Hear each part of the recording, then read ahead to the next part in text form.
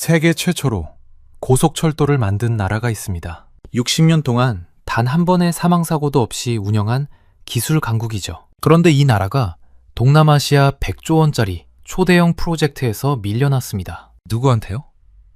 고속철도 역사가 고작 20년밖에 안 된 나라한테요? 100조 원.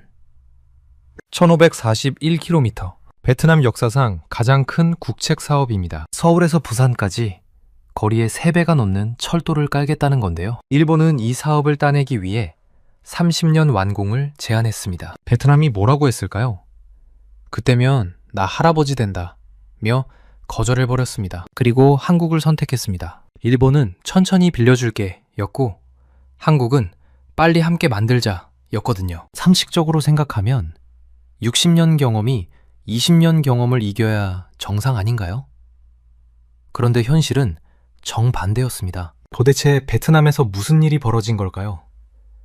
그리고 왜 세계 최고 기술을 가진 일본 대신 한국을 선택한 걸까요? 오늘 영상에서는 3가지 이야기를 풀어보겠습니다. 첫 번째, 베트남이 일본의 30년 제안을 왜 비웃었는지. 두 번째, 한국의 어떤 전략이 베트남의 마음을 사로잡았는지. 세 번째, 이 선택이 한국 철도 산업에 어떤 의미를 갖는지. 이건 단순한 수주 경쟁 이야기가 아닙니다. 기술을 가진 자와 기술을 원하는 자 사이에서 벌어지는 21세기형 파트너십의 교과서 같은 사례거든요. 그럼 바로 시작하겠습니다. 본격적인 분석에 들어가기 전에 아직 구독 안 하신 분들은 지금 구독 버튼 눌러주시면 감사하겠습니다. 이런 경제 이야기 꾸준히 전해드리고 있습니다. 먼저 베트남의 상황부터 이해해야 합니다. 베트남 지도를 한번 떠올려 보시면 어떨까요? 베트남은 세계에서 가장 독특한 모양의 나라 중 하나입니다. 위에서 아래로 길쭉하게 늘어진 S자 모양이에요. 수도 하노이가 북쪽 끝에 있고 경제 중심지 호찌민이 남쪽 끝에 있습니다. 이 둘 사이의 거리가 무려 1500km가 넘어요. 서울에서 부산이 400km 정도니까 거의 4배 거리입니다. 문제는 이 두 도시를 연결하는 교통수단이 형편없다는 겁니다. 지금 베트남에서 하노이와 호찌민을 오가려면 기차로 30시간이 걸립니다. 하루하고도 6시간이에요. 왜 이렇게 오래 걸릴까요? 베트남 철도가 140년 전 프랑스 식민지 시절에 깔린 낡은 철로를 아직도 쓰고 있기 때문입니다. 평균 속도가 시속 50에서 60km밖에 안 됩니다. 자동차 고속도로보다 느린 기차라니 상상이 되시나요? 이걸 비유로 설명해 드릴게요. 여러분, 집에 100년 된 수도관이 깔려 있다고 생각해 보세요. 물은 나오긴 하는데 녹물이 섞여 나오고 수압도 약해요. 샤워하려면 30분은 기다려야 물이 따뜻해지죠. 베트남 철도가 딱 이 상황입니다. 작동은 하는데 21세기에 쓰기엔 너무 낡은 거예요. 베트남이 고속철도에 목매는 이유가 여기에 있습니다. 베트남은 지금 연간 6에서 7%씩 경제가 성장하고 있어요. 삼성전자가 스마트폰 공장을 베트남에 지었다는 거 아시죠? 전 세계에 팔리는 삼성 갤럭시의 절반 이상이 베트남에서 만들어집니다. 그런데 이렇게 경제는 빠르게 성장하는데 물류는 140년 전 수준에 머물러 있으니 병목 현상이 심각한 거예요. 베트남 정부가 계산해 봤더니 GDP 대비 물류비 비중이 무려 20%나 됩니다. 선진국은 보통 8에서 10% 수준이에요. 물건 하나 옮기는 데 드는 비용이 선진국의 2배라는 뜻이죠. 이러니 아무리 싸게 만들어도 경쟁력이 떨어질 수밖에 없습니다. 그래서 2010년 베트남 정부가 처음으로 고속철도 건설안을 국회에 제출했습니다. 당시 예상 비용이 560억 달러, 우리 돈으로 약 75조 원이었어요. 그런데 결과가 어땠을까요? 국회에서 부결됐습니다. 왜냐고요? 당시 베트남 GDP의 3분의 2에 달하는 돈이었거든요. 나라 1년, 벌이의 3분의 1을 철도 하나에 쏟아붓겠다? 국회의원들이 지금은 무리다 라고 판단한 겁니다. 그로부터 14년이 흘렀습니다. 2024년 11월, 베트남 국회가 드디어 고속철도 건설을 승인했어요. 이번엔 뭐가 달라졌을까요? 일단 베트남 경제 규모가 2010년보다 3배 이상 커졌습니다. 그리고 더 중요한 건 베트남의 자신감이 완전히 달라졌다는 겁니다. 삼성 공장을 유치하고 애플 협력업체들이 들어오고 세계의 공장으로 떠오르면서 우리도 할 수 있다는 확신이 생긴 거예요. 자, 그럼 이제 일본 이야기를 해보겠습니다. 일본은 사실 베트남 고속철도의 원조 파트너였어요. 2010년 이전부터 일본 국제협력기구 자이카라고 하죠. 이 기관이 베트남 철도 현대화 사업의 타당성 조사를 수년간 진행했습니다. 당연히 일본 입장에선 이건 우리 사업이다 라고 생각했을 거예요. 일본이 내민 제안은 이랬습니다. 신칸센 기술을 베트남에 도입하겠다. 다만 하노이에서 빈까지 그리고 호치민에서 나짱까지 양쪽 끝부터 먼저 짓고 가운데는 나중에 천천히 연결하자. 이 방식대로라면 전체 노선이 완성되는 시점이 언제일까요? 2050년 이후입니다. 무려 30년 넘게 걸리는 거예요. 베트남 지도자들 입장에서 생각해보세요. 베트남은 2045년까지 고소득 국가에 진입하겠다는 목표를 세웠어요. 그런데 일본 말대로 하면 2050년이 돼야 철도가 완성된다고요? 목표 달성 시점보다 철도 완공이 5년이나 늦는 겁니다. 달리기 시합에서 결승선 통과하고 나서야 신발 신겨주겠다는 거랑 뭐가 다릅니까? 그런데 일본의 문제는 속도만이 아니었습니다. 더 큰 문제가 있었어요. 일본의 공적 개발 원조, ODA라고 하죠. 이건 공짜가 아닙니다. 조건이 붙어요. 이걸 전문용어로 타이드 차관이라고 합니다. 쉽게 말해서 우리가 돈 빌려줄 테니까 우리 회사 제품 써 라는 거예요. 이게 무슨 뜻이냐면 일본 돈으로 철도를 지으면 일본 기업의 부품을 써야 하고 일본 기술자를 써야 하고 유지 보수도 일본에 맡겨야 한다는 겁니다. 비유를 들어볼게요. 여러분이 친구한테 돈을 빌려서 가게를 차린다고 해봅시다. 그런데 그 친구가 내 돈 빌려갈 거면 우리 집 물건만 팔아야 해. 인테리어도 우리 집에서 해야 하고 직원도 내가 소개해주는 사람 써야 해. 라고 하면 어떨까요? 내 가게인데 내 마음대로 할 수가 없는 거죠. 베트남 관료들 사이에서 불만이 터져 나왔습니다. 일본의 복잡한 규칙과 조건이 우리의 자율적인 의사결정을 방해한다. 여기서 결정적인 포인트가 있습니다. 베트남은 이미 삼성전자 공장을 유치하면서 기술을 배우는 맛을 봤어요. 삼성이 베트남에 공장 지을 때 그냥 조립만 시킨 게 아니거든요. 현지 협력업체를 키우고 베트남 엔지니어를 교육했어요. 그래서 지금 베트남에는 삼성 덕분에 성장한 부품 회사들이 수두룩합니다. 베트남 지도부가 깨달은 겁니다. 기술을 빌려 쓰는 것과 기술을 내 것으로 만드는 것은 완전히 다른 거라는 걸요. 일본의 신칸센은 분명 세계 최고의 기술입니다. 하지만 일본은 그 기술을 절대 안 넘겨줘요. 한국이 1990년대에 고속철도 도입할 때도 일본한테 먼저 손 내밀었거든요. 일본이 뭐라고 했는지 아세요?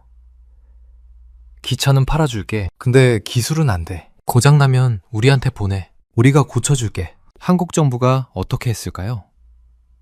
그럼 됐어 하고 프랑스 TGV를 선택했습니다. 프랑스는 달랐어요. 기술 이전에 동의했거든요. 그래서 한국은 1994년에 프랑스 기술을 들여와서 2004년에 KTX를 개통하고 그로부터 10년 뒤인 2014년에는 완전히 우리 기술로 고속열차를 만들어냈습니다. 20년 만에 기술 자립에 성공한 거예요. 자, 이제 한국이 베트남에 뭘 제안했는지 보겠습니다. 2025년 8월 한국과 베트남 경제포럼이 열렸어요. 여기서 현대로템과 베트남 최대 자동차 기업인 타코그룹이 협력 문서를 교환했습니다. 내용이 뭐였을까요? 현대로템이 제안한 건 3단계 기술 이전 모델이었습니다. 1단계, 한국에서 베트남 엔지니어를 양성한다. 2단계, 베트남 현지 생산을 지원한다. 3단계, 베트남이 자체적으로 기술을 숙달할 때까지 돕는다. 이게 일본과 뭐가 다른지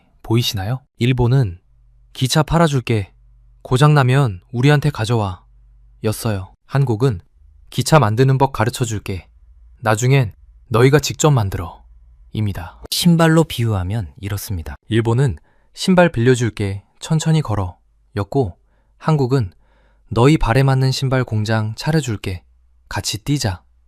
였던 거예요. 현대로템 관계자가 베트남 측에 이렇게 말했다고 합니다. 우리도 처음에는 아무것도 몰랐습니다. 하지만 10년 만에 기술을 흡수했고 20년 만에 우리만의 기차를 만들었습니다. 여러분도 할 수 있습니다. 이 말이 베트남 지도부의 마음을 움직였어요. 우리도 할 수 있다는 자신감을 심어준 거죠. 실제로 베트남은 2025년 12월에 시행령 319호를 제정했습니다. 이게 뭐냐면 베트남 기업이 해외 기술을 직접 전수받을 수 있는 법적 통로를 연 겁니다. 쉽게 말해서 우리 기업이 외국 기술 배워오는 거 전폭 지원하겠다는 거예요. 한국과의 협력을 법으로 뒷받침한 겁니다. 그럼 구체적인 숫자들을 한번 볼까요? 베트남 남북 고속철도 프로젝트의 총 사업비는 약 670억 달러, 우리 돈으로 100조 원에 가깝습니다. 베트남 역사상 최대 규모의 국책 사업이에요. 노선 길이는 1541km, 하노이 음오코이역에서 출발해서 호찌민 투티엠역까지 연결됩니다. 정거장은 역의 격 23개, 화물역 5개로 총 28개 역이 생깁니다. 설계 속도는 시속 350km예요. 지금 시속 50km짜리 기차가 시속 350km로 바뀌는 겁니다. 7배 빨라지는 거죠. 이게 실생활에서 어떤 변화를 가져올까요?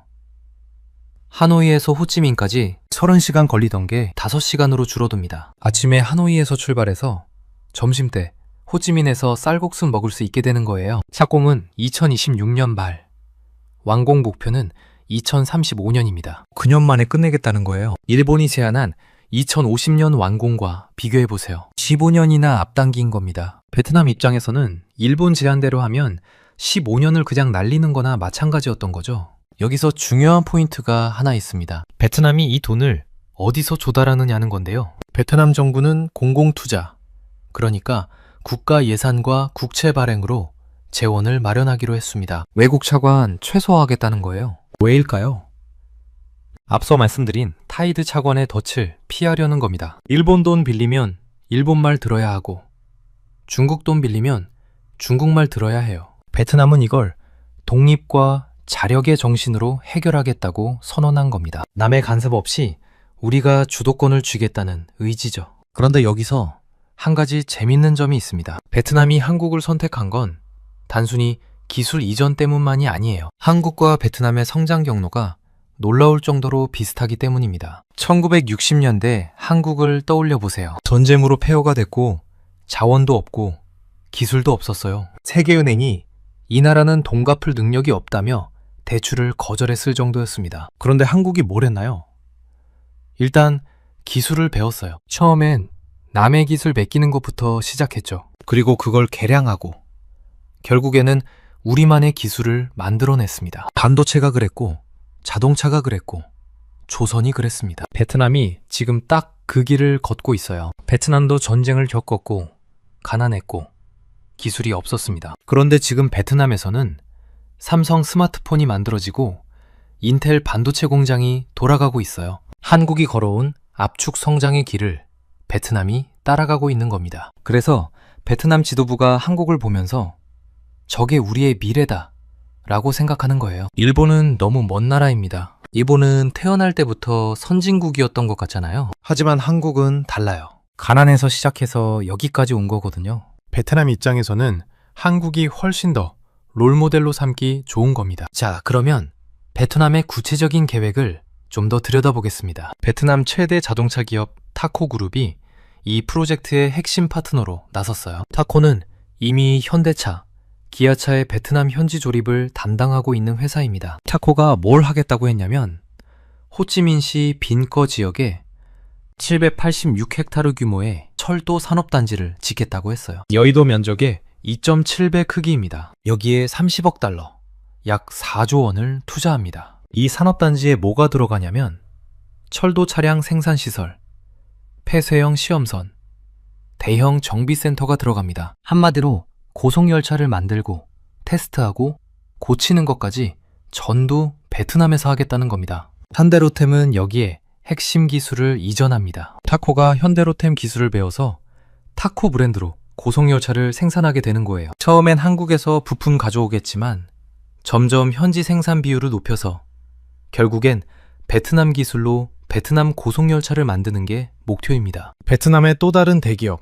화팟그룹도 참여합니다. 화팟은 베트남 최대 철강 회사예요. 이 회사가 고속철도용 레일을 생산하겠다고 나섰습니다. 기차도 우리가 만들고 철로도 우리가 만들겠다는 거죠. 이게 성공하면 베트남은 철강에서 기계, 그리고 IT까지 이어지는 산업 생태계를 구축하게 됩니다. 고속철도 하나가 온 나라 산업을 업그레이드 시키는 기폭제가 되는 겁니다. 여기서 잠깐 역사적인 비교를 해보겠습니다. 한국의 KTX 개발 과정을 떠올려 보세요. 1994년 프랑스 TGV 기술 도입, 2004년 경부고속철도 개통, 2010년 KTX 산천 개발, 2021년 KTX 이음 상용화, 그리고 지금은 시속 370km짜리 EMU 370을 개발 중입니다. 프랑스 기술 들여와서 완전한 기술 자립까지 걸린 시간이 20년입니다. 베트남은 이걸 10년 안에 해내겠다고 합니다. 가능할까요?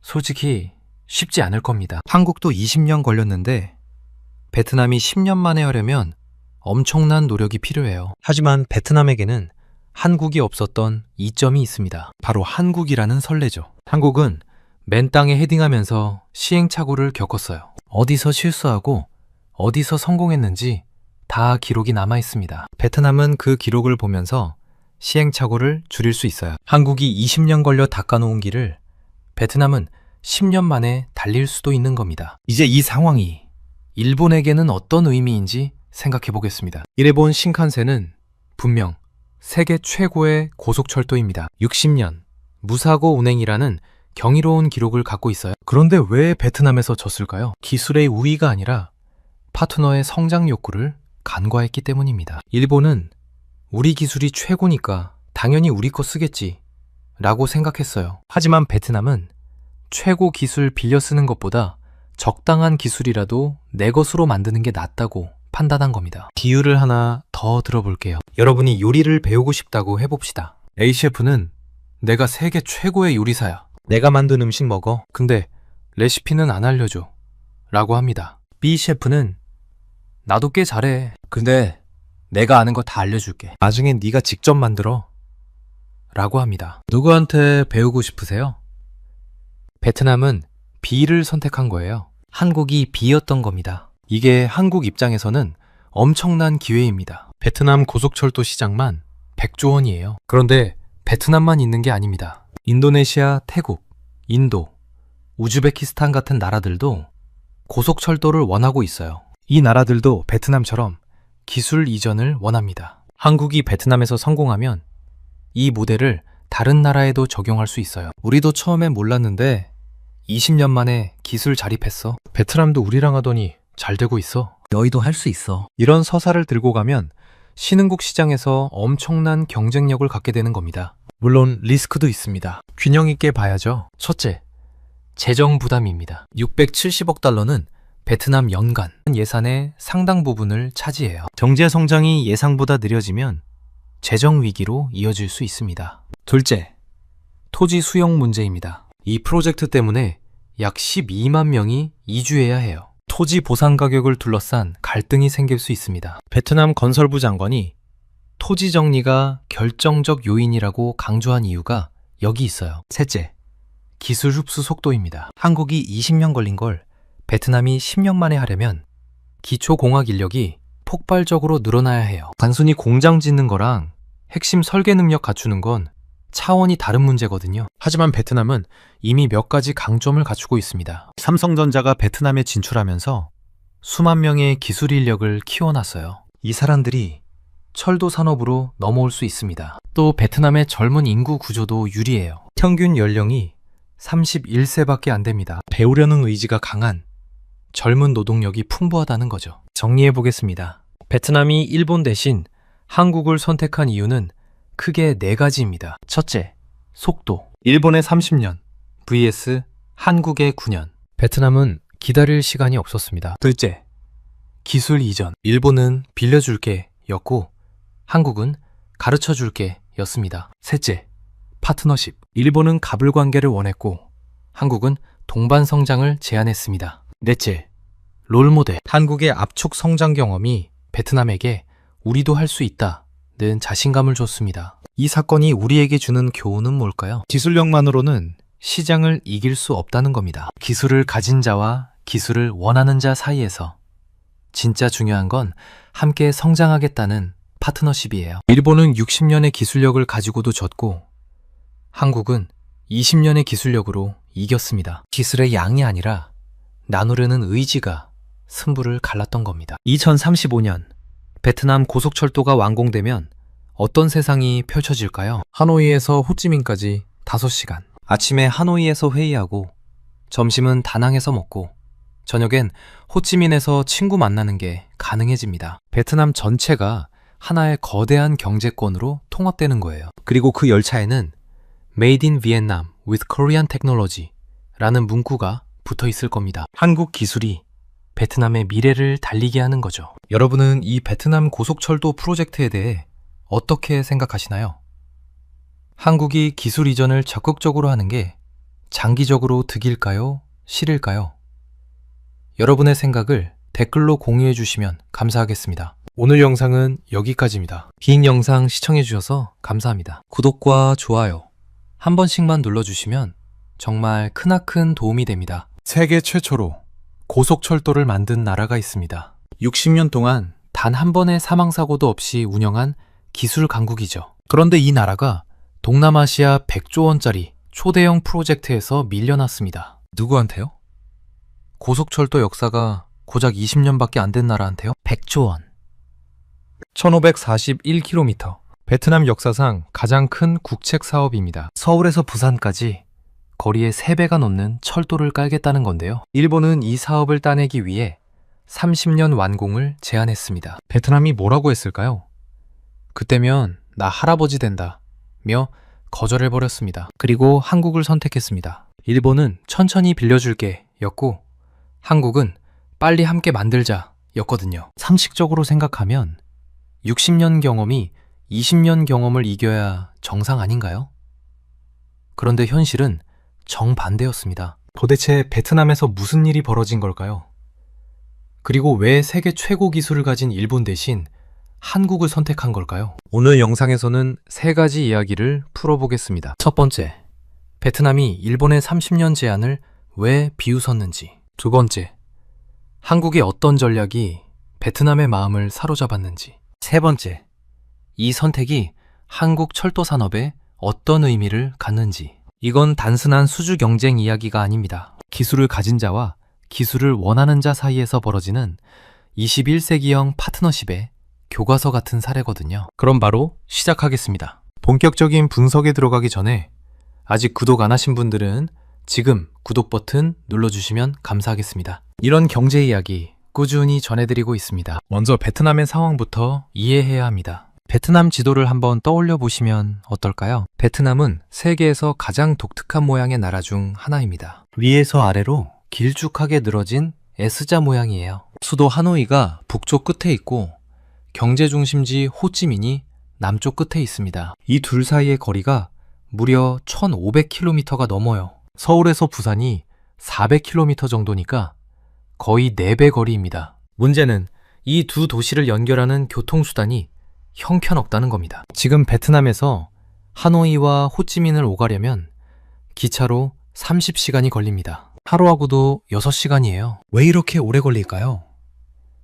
베트남 철도가 140년 전 프랑스 식민지 시절에 깔린 낡은 철로를 아직도 쓰고 있기 때문입니다. 평균 속도가 시속 50에서 60km밖에 안 됩니다. 자동차 고속도로보다 느린 기차라니 상상이 되시나요? 이걸 비유로 설명해 드릴게요. 여러분, 집에 100년 된 수도관이 깔려 있다고 생각해 보세요. 물은 나오긴 하는데 녹물이 섞여 나오고 수압도 약해요. 샤워하려면 30분은 기다려야 물이 따뜻해지죠. 베트남 철도가 딱 이 상황입니다. 작동은 하는데 21세기에 쓰기엔 너무 낡은 거예요. 베트남이 고속철도에 목매는 이유가 여기에 있습니다. 베트남은 지금 연간 6에서 7%씩 경제가 성장하고 있어요. 삼성전자가 스마트폰 공장을 베트남에 지었다는 거 아시죠?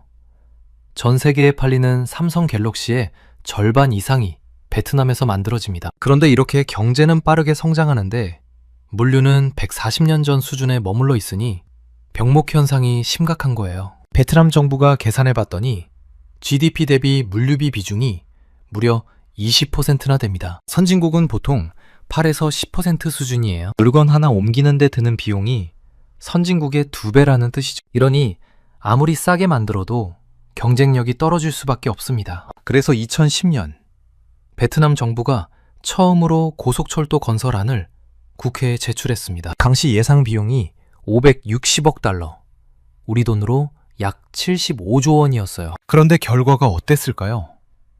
국회에서 부결됐습니다. 왜냐고요?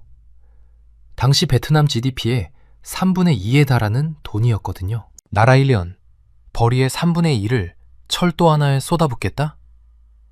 국회의원들이 지금은 무리다 라고 판단한 겁니다. 그로부터 14년이 흘렀습니다. 2024년 11월, 베트남 국회가 드디어 고속철도 건설을 승인했어요. 이번엔 뭐가 달라졌을까요?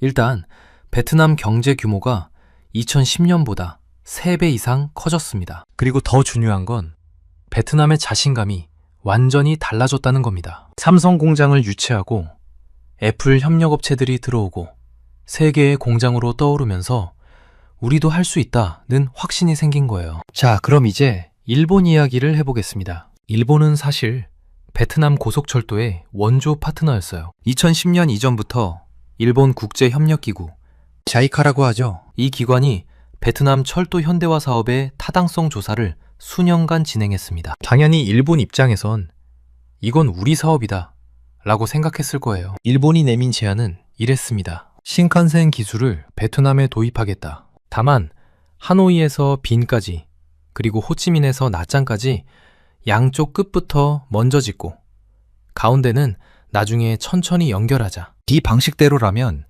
전체 노선이 완성되는 시점이 언제일까요? 2050년 이후입니다. 무려 30년 넘게 걸리는 거예요. 베트남 지도자들 입장에서 생각해보세요. 베트남은 2045년까지 고소득 국가에 진입하겠다는 목표를 세웠어요. 그런데 일본 말대로 하면 2050년이 돼야 철도가 완성된다고요? 목표 달성 시점보다 철도 완공이 5년이나 늦는 겁니다. 달리기 시합에서 결승선 통과하고 나서야 신발 신겨주겠다는 거랑 뭐가 다릅니까? 그런데 일본의 문제는 속도만이 아니었습니다. 더 큰 문제가 있었어요. 일본의 공적 개발 원조, ODA라고 하죠. 이건 공짜가 아닙니다. 조건이 붙어요. 이걸 전문 용어로 타이드 차관이라고 합니다. 쉽게 말해서 우리가 돈 빌려줄 테니까 우리 회사 제품 써 라는 거예요. 이게 무슨 뜻이냐면 일본 돈으로 철도를 지으면 일본 기업의 부품을 써야 하고 일본 기술자를 써야 하고 유지 보수도 일본에 맡겨야 한다는 겁니다. 비유를 들어볼게요. 여러분이 친구한테 돈을 빌려서 가게를 차린다고 해봅시다. 그런데 그 친구가 내 돈 빌려갈 거면 우리 집 물건만 팔아야 해. 인테리어도 우리 집에서 해야 하고 직원도 내가 소개해주는 사람 써야 해.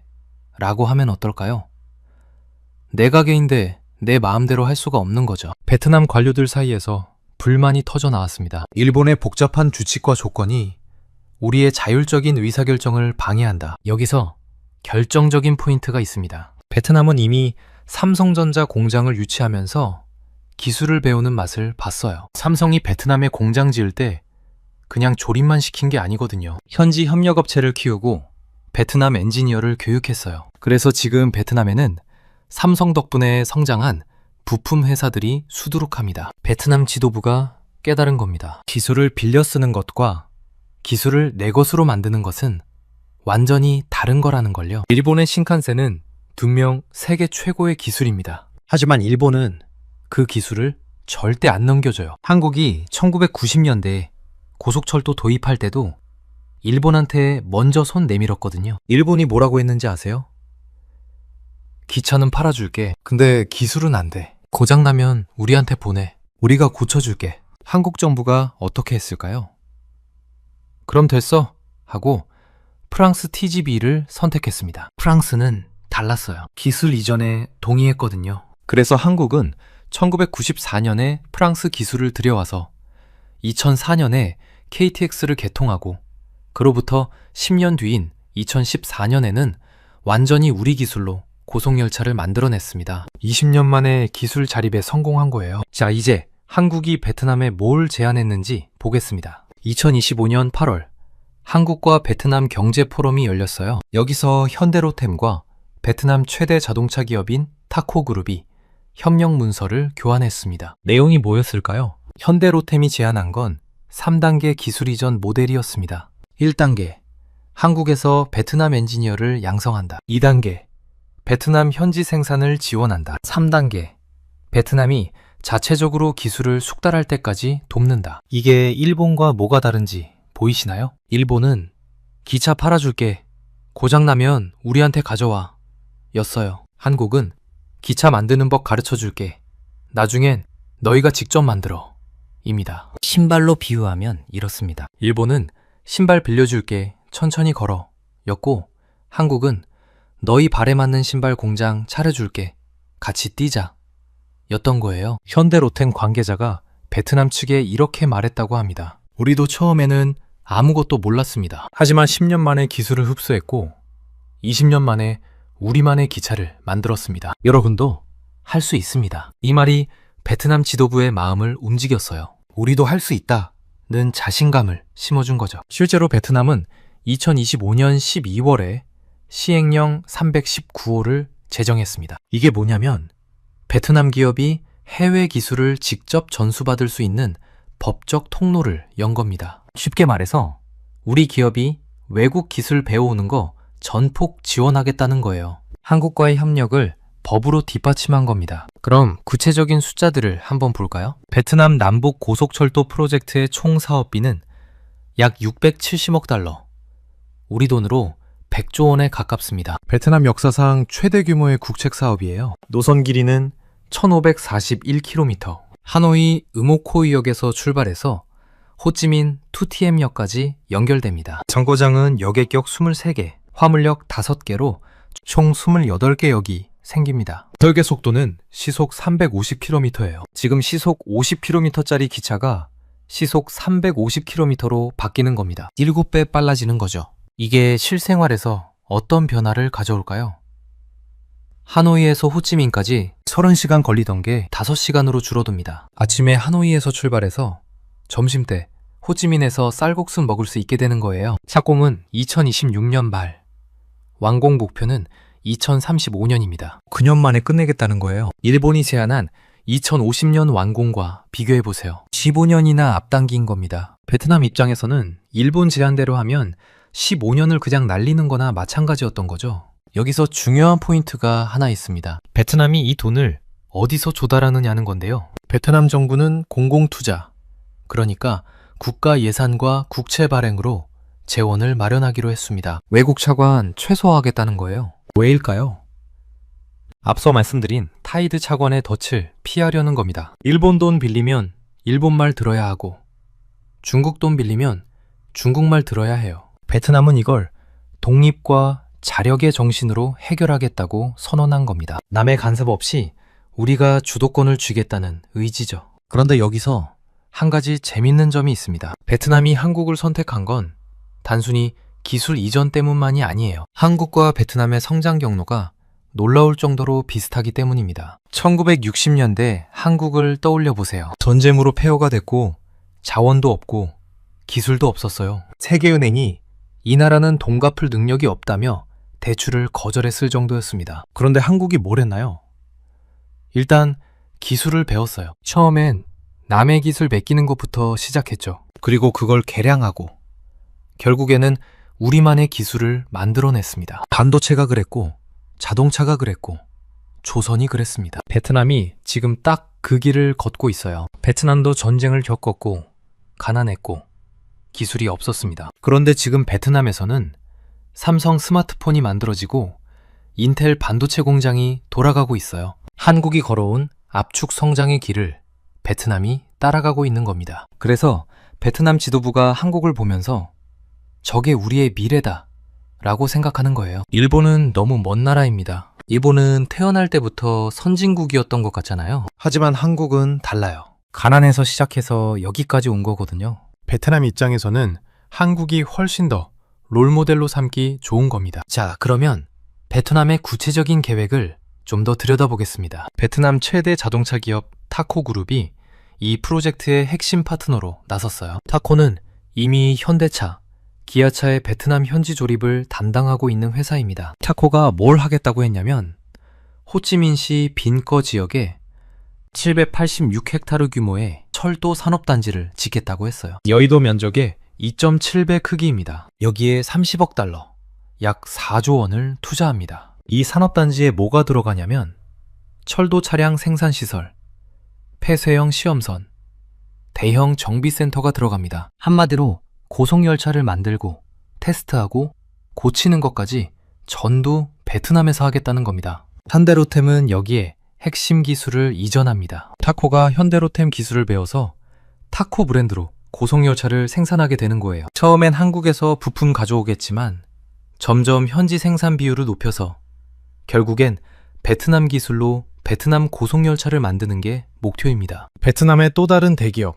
화팟그룹도 참여합니다. 화팟은 베트남 최대 철강 회사예요. 이 회사가 고속철도용 레일을 생산하겠다고 나섰습니다. 기차도 우리가 만들고 철로도 우리가 만들겠다는 거죠. 이게 성공하면 베트남은 철강에서 기계, 그리고 IT까지 이어지는 산업 생태계를 구축하게 됩니다. 고속철도 하나가 온 나라 산업을 업그레이드 시키는 기폭제가 되는 겁니다. 여기서 잠깐 역사적인 비교를 해보겠습니다. 한국의 KTX 개발 과정을 떠올려 보세요. 1994년 프랑스 TGV 기술 도입, 2004년 경부고속철도 개통, 2010년 KTX 산천 개발, 2021년 KTX 이음 상용화, 그리고 지금은 시속 370km짜리 EMU 370을 개발 중입니다. 프랑스 기술 들여와서 완전한 기술 자립까지 걸린 시간이 20년입니다. 베트남은 이걸 10년 안에 해내겠다고 합니다. 가능할까요?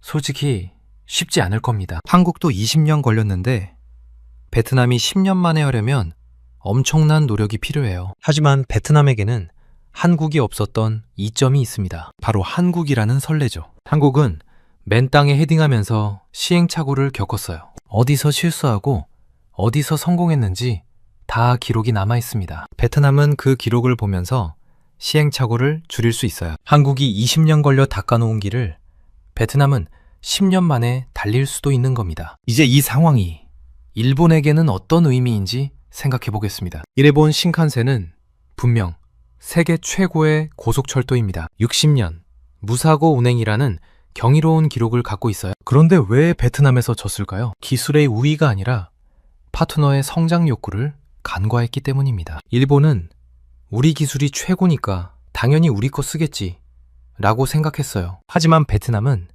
최고 기술 빌려 쓰는 것보다 적당한 기술이라도 내 것으로 만드는 게 낫다고 판단한 겁니다. 비유를 하나 더 들어볼게요. 여러분이 요리를 배우고 싶다고 해봅시다. A셰프는 내가 세계 최고의 요리사야. 내가 만든 음식 먹어. 근데 레시피는 안 알려줘. 라고 합니다. B셰프는 나도 꽤 잘해. 근데 내가 아는 거 다 알려줄게. 나중엔 네가 직접 만들어. 라고 합니다. 누구한테 배우고 싶으세요?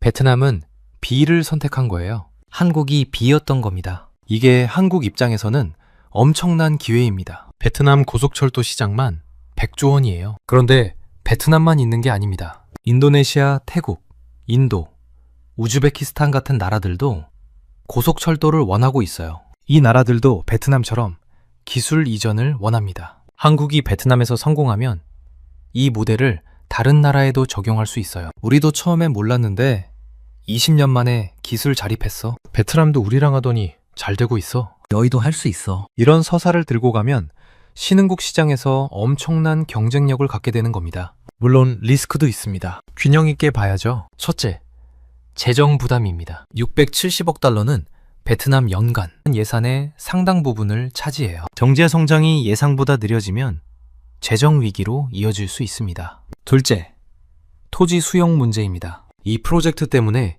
약 12만 명이 이주해야 해요. 토지 보상 가격을 둘러싼 갈등이 생길 수 있습니다. 베트남 건설부 장관이 토지 정리가 결정적 요인이라고 강조한 이유가 여기 있어요. 셋째, 기술 흡수 속도입니다. 한국이 20년 걸린 걸 베트남이 10년 만에 하려면 기초 공학 인력이 폭발적으로 늘어나야 해요. 단순히 공장 짓는 거랑 핵심 설계 능력 갖추는 건 차원이 다른 문제거든요. 하지만 베트남은 이미 몇 가지 강점을 갖추고 있습니다. 삼성전자가 베트남에 진출하면서 수만 명의 기술 인력을 키워놨어요. 이 사람들이 철도 산업으로 넘어올 수 있습니다. 또 베트남의 젊은 인구 구조도 유리해요. 평균 연령이 31세밖에 안 됩니다. 배우려는 의지가 강한 젊은 노동력이 풍부하다는 거죠. 정리해 보겠습니다. 베트남이 일본 대신 한국을 선택한 이유는 크게 4가지입니다. 첫째, 속도. 일본의 30년 vs 한국의 9년.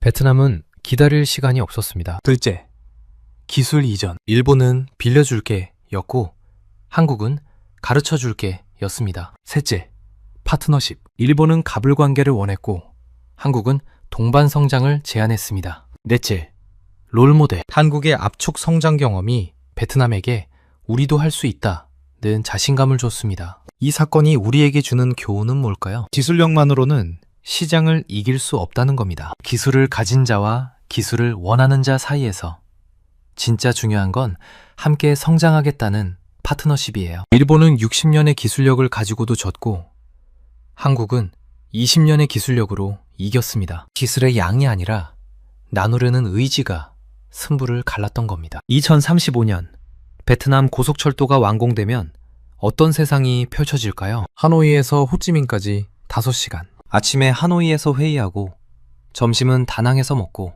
저녁엔 호찌민에서 친구 만나는 게 가능해집니다. 베트남 전체가 하나의 거대한 경제권으로 통합되는 거예요. 그리고 그 열차에는 Made in Vietnam with Korean Technology 라는 문구가 붙어 있을 겁니다. 한국 기술이 베트남의 미래를 달리게 하는 거죠. 여러분은 이 베트남 고속철도 프로젝트에 대해 어떻게 생각하시나요?